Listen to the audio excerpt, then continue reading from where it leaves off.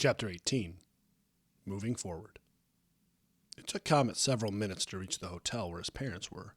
It wasn't a cozy-looking place, but Comet had always learned from them a long time ago that cozy was only as real as those next to you.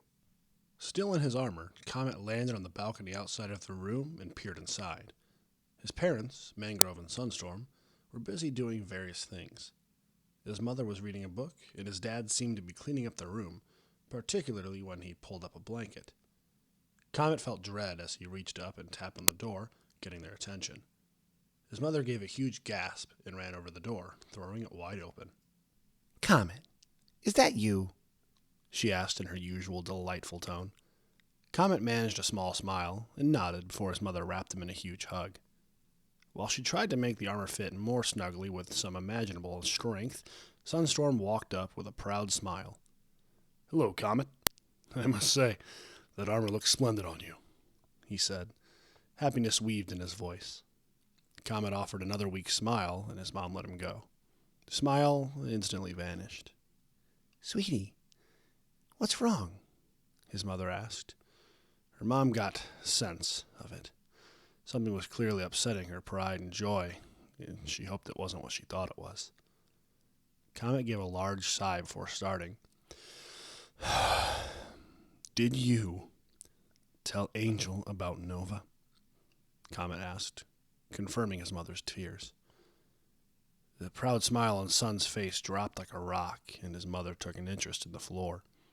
Neither one responded, and Comet knew why. "I thought we'd agreed I would be the one to tell any pony about Nova when I was ready," he said, feeling like he had to control his emotions again, though he felt empty inside. "Son, we were only doing what we thought was necessary," Sun said with no hint of regret in his voice. Comet wanted to be angry with them for betraying his trust. He really did. Instead, all he felt was hurt and sadness for making Angel cry. Comet dropped his gaze like his mother and somehow found the power to continue. "I was going to tell her eventually," he said bleakly. "We all know that's a lie, son," Sunstorm replied firmly. It irked Comet that he said that, but he let it drop. He wasn't here to argue with his parents. "Look, I came to say something to both of you," Comet said through gritted teeth. "I wanted to say..." Comet clenched his jaw, knowing this would bring up raw memories better left forgotten. He took a deep breath and returned his gaze to his parents, who were both just staring at him with slightly wide eyes. To both of them, they were hoping he would say he was finally letting go of Nova. They had secretly hoped for years Comet would one day come and tell them that he was ready to move on. "I just wanted to say, I'm sorry," Comet forced out. "I'm sorry for what I've said to you in the past. I'm also sorry about Nova." His mother gasped and held a hoof to her mouth while Sun felt he'd just been punched in the stomach. The moment they've wanted this to happen for years is finally happening. The first thing Comet registered was the sudden impact of two bodies against his. The second was the pressure they were exerting on the armor he wore. Both Sun and Mangrove held Comet in a powerful hug, one that almost brought him back to tears. The three of them just stood in silence as they hugged one another. Mangrove silently teared up, and Sunstorm felt more pride in Comet than seeing him as an official armor. "I'm just really sorry about her. I'm sorry I was okay with her leaving," Comet gasped, trying to hold himself together. The two ponies let him go, and Comet hung his head. "Sweetie, you had nothing to do with her death," Mangrove started before Sun chimed in. "Comet, look at me," he said in an assertive voice. Comet weakly raised his head, and Sun put a hoof on his shoulder. "It is not your fault. Nothing was going to prevent your sister from dying."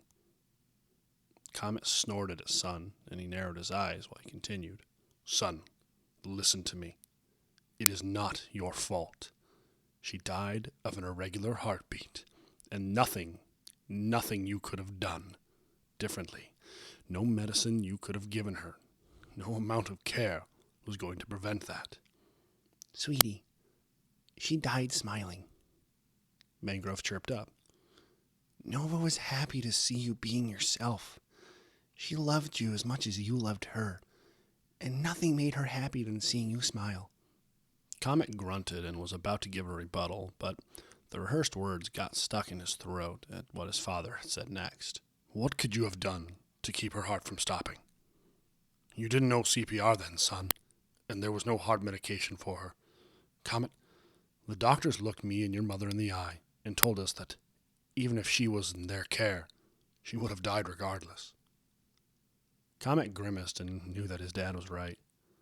He was only a colt when she died and only knew what his parents had taught him about caring for her.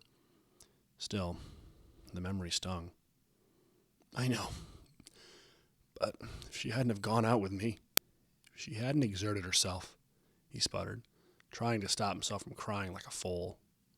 This time, it was Mangrove who put a hoof on his back and spoke. Comet, nothing would have changed. Whether or not she would have been in the house, it was just her time. Please, Comet, take solace in the fact that she passed on happy because her loving little brother was there, being himself and having fun. She wouldn't have wanted it any other way. Comet grit his teeth, almost unable to stop from bawling until his mother said, Comet, it was painless for her. The doctor said that all it felt like was a long nap. She wasn't in pain at all when she was with you. That struck Comet deep. He couldn't hold back anymore. He felt he had caused Nova pain before she died, that if she would have stayed home, she might still be here. But his parents were right. Nova did die with a smile, and she didn't act any different when he was with her. Comet, his father spoke. I know, no matter what we say, we weren't there when it happened. It will always sting when you think of her, especially in those final moments. But you need to move on. It will always hurt, but Nova's been dead for years, and she would be so upset if she saw you like this. I know, Comet said weakly. Why don't you just try talking to Angel? Mangrove offered. You looked so happy when you were with her, and she told us about the date. Comet's throat tightened, and he said, I exploded at her. When she mentioned Nova, I just couldn't stop myself. Mangrove and Sunstorm looked at their broken-down son as he grimaced, evidently remembering the terrible way he had reacted at his new bear friend. Sun drooped his ears and tried to think of something to say, but it was Mangrove that spoke up after the brief silence. Comet, dear, if she's anything like we think she is, she won't stay upset for long. Apologize to her tomorrow, and I'm sure she'll understand, Mangrove said in her best motherly voice. Back at the castle, 2 unicorn guards stood still, almost as rigid as statues. As soon as one yawned, 2 bolts of green magic struck them in the neck and knocked them unconscious. A set of shiny black ponies quickly ran up to them and shimmered before becoming the matching unicorns. 2 other guards walked by and took the 2 unconscious ponies away, leaving the change guards to stand post. After taking a long and winding journey, avoiding any and all ponies, the 2 carrying the knocked-out guards reached the armory. They walked up to the large wooden door and knocked twice before a big, burly armorer opened it. He looked down at the odd sight and nodded quickly, moving aside to let the ponies enter. The door, hidden by the rack of tools, rattled open and revealed several ponies sitting in a trance while 2 changelings walked around, inspecting them. The guards dumped the ponies, and the changelings hissed. Why don't you do this while they prance around in armor? One complained.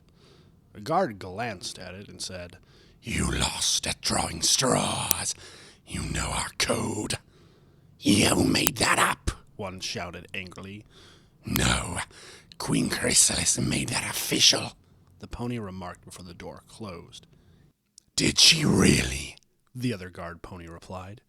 If you act that thick, we might think you're a pony too, the first guard replied.